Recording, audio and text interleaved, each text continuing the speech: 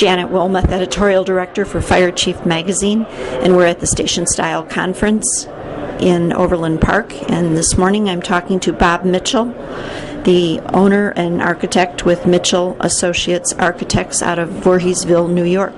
Good morning, Bob. Good morning, Janet. Your presentation at the Station Style Conference is about renovation and remodeling. Why would you choose to renovate over a new construction? Well, there are several reasons. I think generally people start from the point of view of the expectation that it'll be less expensive than building new, and that's sometimes so, and sometimes not so, but quite often it's true. There is a sense of perceived value in the existing structure, and there may be fondness for parts of it. You know, sometimes the structure is in such poor condition that the goal is to make as much of it go away as possible, but in other instances there's pieces of it that they're proud of and have historic meaning to them.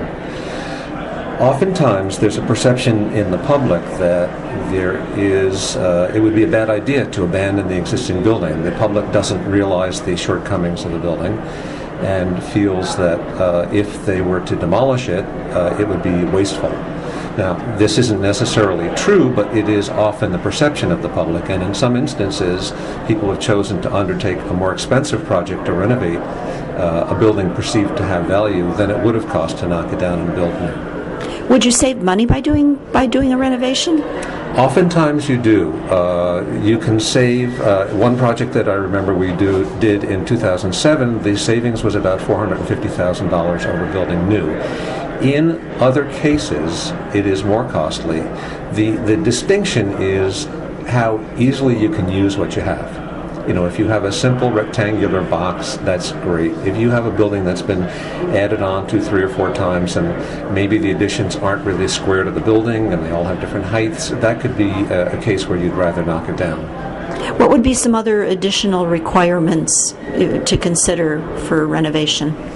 Well, because you're going to depend on the structure that's there, you have quite a bit of testing you want to do to make sure it's sound. You don't want surprises once the contractors come on the site to find out that things that you thought were sound are not sound, or assumptions you had that these walls are strong enough for a second floor aren't true.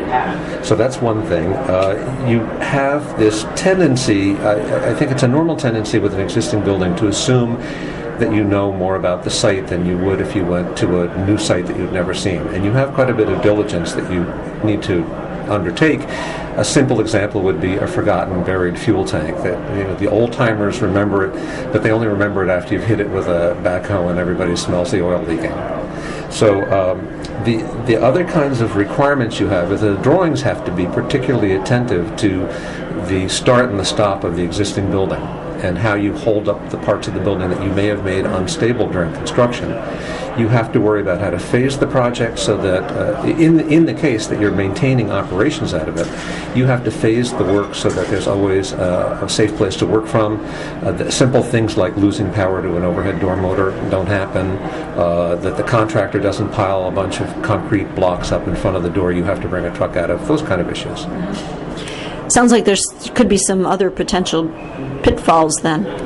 Well, yes, it really surrounds these kinds of matters. So, you know, you can plan for protecting against contractor error, but more than once I've arrived at a site to see a contractor, in this one instance, unloading precast concrete curbs right in front of the apparatus bay door, thinking to himself, well, they're only going to be here for 3 or 4 hours, but, you know, that would prevent a response to a fire.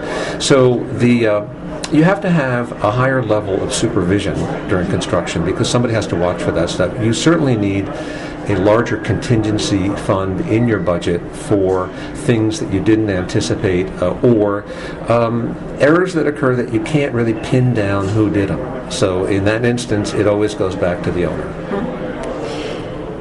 So what makes a really successful renovation project?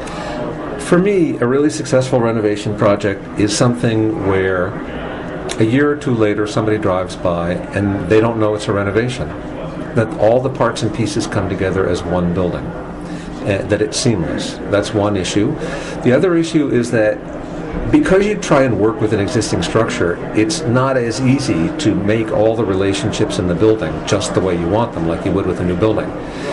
if you can make it so that people are really unaware that it was renovation. They walk through it, it's logical, the finishes all meet nicely, there's no funny connections, and then finally that you actually have benefited financially from it. That's very interesting. Thank you very much, Bob Mitchell with Mitchell Associates Architects. Well, thank you, Janet, and thank you so much for doing the Station Style Conference. Thank you. This is Janet Wilmoth, Editorial Director with Fire Chief Magazine.